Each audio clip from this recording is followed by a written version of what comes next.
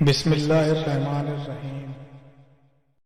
حضور اکرم صلی اللہ تعالیٰ علیہ وسلم کی حیات مبارکہ میں ایک ایسا بھی سال آیا کہ جب آپ کی شریک حیات حضرت خدیجہ اور آپ کے چچا حضرت ابو طالب انتقال فرما گئے۔ تب آپ صلی اللہ تعالیٰ علیہ وسلم غمزدہ رہنے لگے۔ پھر ایک رات اللہ پاک نے اپنے محبوب صلی اللہ تعالیٰ علیہ وسلم کو اپنی ملاقات کے لیے بلا کر ان کی زندگی میں مسرت بکھیر دی۔ نبی کریم صلی اللہ تعالیٰ علیہ وسلم حضرت ام ہانی رضی اللہ تعالیٰ عنہ کے مکان میں استراحت فرما رہے تھے کہ یکایک چھت پھٹی اور حضرت جبریل علیہ السلام اترے۔ ان کے ہمراہ دیگر فرشتے بھی تھے۔ نبی کریم صلی اللہ تعالیٰ علیہ وسلم کو جگا کر مسجد حرام لے جایا گیا۔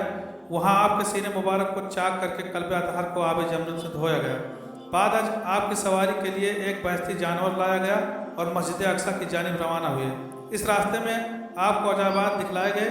مختلف اقوام اور مختلف لوگ اپنے گناہوں کی وجہ سے مختلف سزاؤں میں مبتلا تھے۔ مسجد اقصی پہنچ کر رسول اللہ صلی اللہ علیہ وسلم نے انبیاء کرام کی امامت فرمائی۔ اس کے بعد معید میں آسمانوں کی جانب روانہ ہوئے۔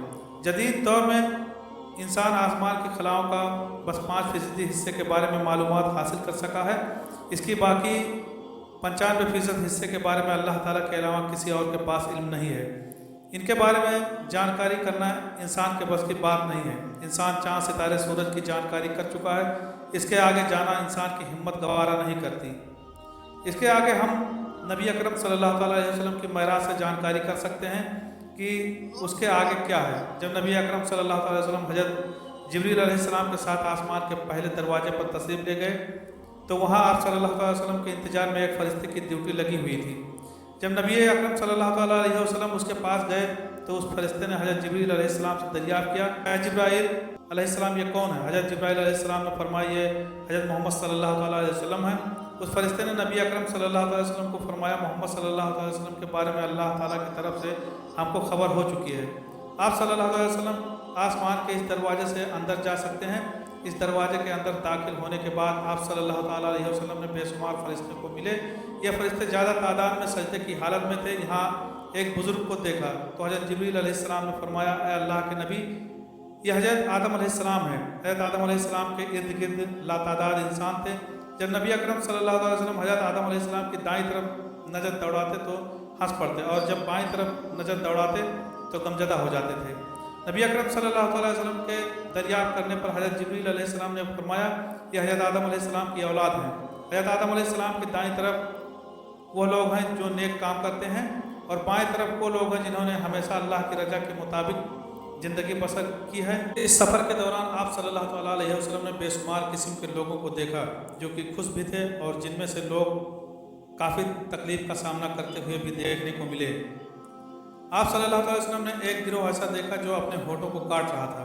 آپ صلی اللہ علیہ وسلم نے حضرت جبریل علیہ السلام سے پوچھا کہ یہ کون لوگ ہیں جو اس گناہ میں ملوث ہو گئے ہیں؟ حضرت جبرائیل علیہ السلام نے فرمایا کہ یہ وہ لوگ ہیں جو دوسرے کو تو نیک کام کے بڑے بڑے دعویٰ دیا کرتے تھے اور خود اس پر عمل پیرا نہ ہوا کرتے تھے۔ یہاں نبی اکرم صلی اللہ تعالیٰ علیہ وسلم نے جناح کاری کرنے والے گروہ کو بھی دیکھا جو کہ سخت عذاب میں پڑے ہوئے تھے۔ یہاں آپ صلی اللہ تعالیٰ علیہ وسلم نے یتیم کا مال کھانے، گالی گلوچ کرنے، رشوت خور، بندوں کے حقوق مارنے والوں کو بھی دیکھا جو اپنے اپنے کیے کی سزا بھگت رہے تھے۔ اس کے بعد آپ صلی اللہ تعالیٰ علیہ وسلم دوسرے آسمان کی طرف بڑھے جہاں آپ صلی اللہ تعالیٰ علیہ وسلم نے دو نوجوانوں کو دیکھا جس کے بارے میں حضرت جبریل علیہ السلام نے آپ صلی اللہ تعالیٰ علیہ وسلم کو فرمایا کہ اے نبی صلی اللہ تعالیٰ علیہ وسلم یہ حضرت یحییٰ اور حضرت عیسیٰ علیہ السلام ہیں۔ اس کے بعد آپ صلی اللہ تعالیٰ علیہ وسلم کی نظر ایک درخت پر پڑی، لاتعداد پتے تھے جس کے عین سامنے ایک فرشتہ کھڑا ہوا تھا۔ نبی اکرم صلی اللہ تعالیٰ علیہ وسلم نے حضرت جبریل علیہ السلام سے دریافت کیا کہ یہ کون ہے؟ حضرت جبریل علیہ السلام نے فرمایا اے محمد صلی اللہ تعالیٰ علیہ وسلم یہ ملک الموت حضرت اسرائیل علیہ السلام ہے۔ حضرت جبریل علیہ السلام نے فرمایا کہ یہ ایک ایسا درخت ہے جب بچے کو پیدا کیا جاتا ہے تو اللہ تعالیٰ کی طرف سے اس درخت پر ایک پتا نمودار ہو جاتا ہے اور جب انسان کی موت ہو جاتی ہے تو اس درخت سے ایک پتا گر جاتا ہے۔ اس کے بعد حضور اکرم صلی اللہ علیہ وسلم تیسرے آسمان کی طرف بڑھے تو تیسرے آسمان پر نبی اکرم صلی اللہ تعالیٰ علیہ وسلم کا گزر ایک سفید موتیوں کے دروازے سے ہوا۔ تیسرے آسمان پر نبی اکرم صلی اللہ علیہ وسلم نے ہزاروں کی تعداد میں فرشتوں کو سجدے کی حالت میں پایا۔ حضرت محمد صلی اللہ علیہ وسلم آگے بڑھتے جاتے ساتھ ساتھ حضرت جبریل علیہ السلام حضرت محمد صلی اللہ علیہ وسلم کو ہر چیز کے بارے میں آگاہ کرتے جاتے تھے۔ हुजूर अकरम सल्लल्लाहु अलैहि वसल्लम आगे बढ़ते तो आप सल्लल्लाहु अलैहि वसल्लम हज़रत यूसुफ अलैहिस्सलाम से मिले। तो उसके आगे हुजूर अकरम सल्लल्लाहु अलैहि वसल्लम एक और दरवाजे से गुजरे तो आप सल्लल्लाहु अलैहि वसल्लम ने जहन्नम का दर्दनाक अजाब देखा। फिर आप सल्लल्लाहु अलैहि वसल्लम चौथे आसमान की तरफ बढ़े तो वहाँ भी काफ़ी तादाद में फरिश्ते मौजूद थे जो अल्लाह ताला की इबादत में सर झुकाए हुए थे। इसके बाद आप सल्लल्लाहु अलैहि वसल्लम की मुलाकात हज़रत नूह और हज़रत इदरीस अलैहिस्सलाम से हुई। फिर आप सल्लल्लाहु अलैहि वसल्लम पाँचवें आसमान की तरफ गए। पाँचवें आसमान को सुर्ख सोने से तामीर किया गया है। यहाँ आप सल्लल्लाहु अलैहि वसल्लम हज़रत हारून अलैहिस्सलाम से मिले। फिर आप सल्लल्लाहु अलैहि वसल्लम आगे बढ़ते बढ़ते छठे आसमान पर जा पहुँचे। यहाँ भी लातादाद फरिश्ते रब कायनात की इबादत में मशगूल थे। इस आसमान पर हज़रत मोहम्मद सल्लल्लाहु अलैहि वसल्लम की मुलाकात हज़रत मूसा अलैहिस्सलाम से हुई। इसके बाद आप सल्लल्लाहु अलैहि वसल्लम सातवें आसमान पर तशरीफ़ फरमा हुए। यहाँ आप सल्लल्लाहु अलैहि वसल्लम ने बड़ी बड़ी जिस्मामत वाले फरिश्ते देखे जो अपनी ज़ुबान में एक दूसरे से बातों में मगन थे। इस ज़ुबान के बारे में नबी अकरम सल्लल्लाहु अलैहि वसल्लम को इल्म ना था। यहाँ का नज़ारा ही कुछ और दे रहा था।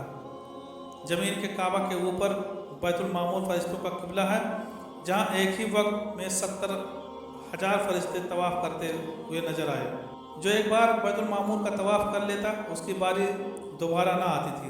यहाँ आप सल्लल्लाहु अलैहि वसल्लम ने बड़े फरिश्ते को देखा जो हज़रत मोहम्मद सल्लल्लाहु अलैहि वसल्लम ने हज़रत जिब्रील अलैहिस्सलाम से दरियाफ़्त किया, ये कौन फरिश्ता है?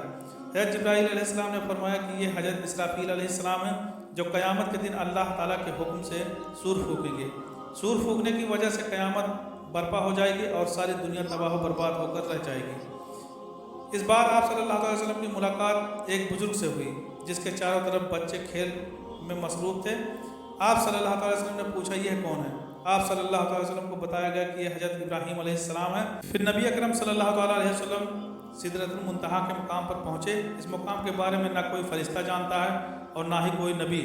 या रसूलुल्लाह इसके बारे में मालूम है, इस पर जन्नत मावा है जिसका जिक्र सूरह नजम में किया गया है। हुजूर अकरम सल्लल्लाहु अलैहि वसल्लम वहाँ से जन्नत में तशरीफ़ ले गए। यहाँ आप सल्लल्लाहु अलैहि वसल्लम ने हर तरह की सहूलत और आराम व आराइश देखा जो कि और किसी जगह पर मौजूद ना है।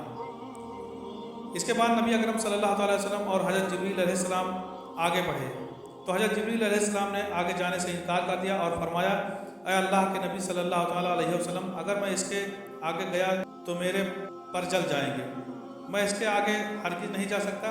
हज़रत जिब्रील अलैहिस्सलाम को वहाँ ही छोड़कर आप सल्लल्लाहु अलैहि वसल्लम आगे बढ़ गए तो आप सल्लल्लाहु अलैहि वसल्लम को एक कलम के लिखने की आवाज़ सुनाई दी। इसके आगे बढ़े तो आप सल्लल्लाहु अलैहि वसल्लम के इर्द गिर्द नूर ही नूर फैल गया।